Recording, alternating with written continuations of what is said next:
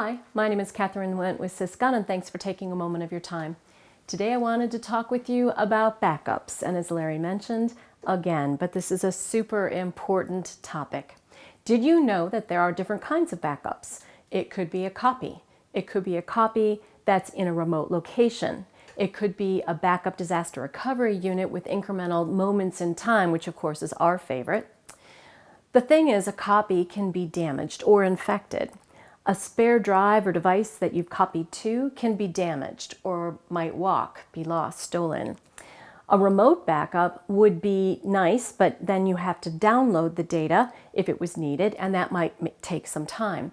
We had a client who was using a different backup service than ours, and it took 3 days to download his critical data from Barracuda's cloud. So have you ever tested your backups? Whatever type that you're using. If it's a copy, can you copy or mount that data and access it? If it's remote, how long does it take to download, and can you access the data after the download has been completed? Something else to consider. The latest bad actors have a new attack. Just crazy.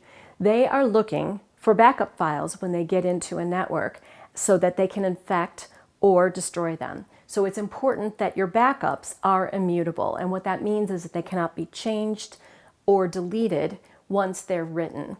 And this takes the whole effort by the bad actors off the table if that's the case.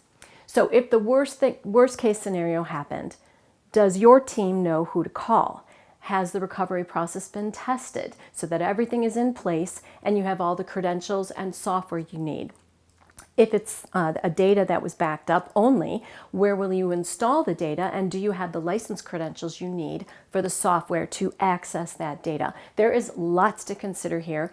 There are some additional thoughts in the rest of our article, which is posted with this video blog, and as always, you can give us a call. We're happy to talk it through with you.